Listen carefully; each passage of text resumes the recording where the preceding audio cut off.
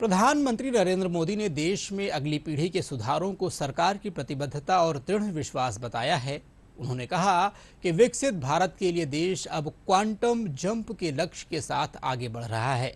प्रधानमंत्री ने नई दिल्ली में ईटी वर्ल्ड फोरम में कहा कि भारत वैश्विक अर्थव्यवस्था को आकार देने में बड़ी भूमिका निभाने के लिए तैयार है।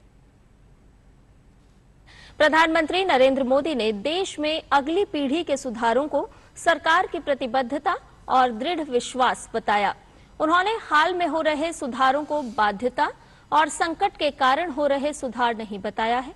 उन्होंने कहा कि विकसित भारत के लिए देश अब छोटे मोटे बदलावों के बजाय क्वांटम जंप के लक्ष्य के साथ आगे बढ़ रहा है। उन्होंने अंतरिक्ष और रक्षा क्षेत्र में देश की तेजी से प्रगति का उल्लेख किया। नई दिल्ली में ईटी वर्ल्ड लीडर्स फोरम 2025 में पीएम मोदी ने कहा कि भारत वैश्विक अर्थव्यवस्था को आकार देने में बड़ी भूमिका निभाने के लिए तैयार है। विशेषज्ञों का मानना है कि आने वाले सालों में भारत का योगदान 20% तक हो सकता है। उन्होंने भारत की आर्थिक स्थिरता को विकास की नींव बताया।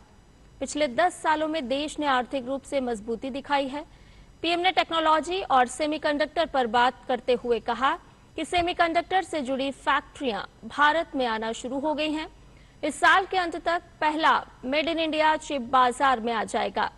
हम मेड इन इंडिया 6G पर तेजी से काम कर रहे हैं। पीएम मोदी ने साथ ही कहा कि गगनयान मिशन की तैयारी चल रही है, जो भारतीय अंतरिक्ष यात्रियों को अंतरिक्ष में भेजेगा।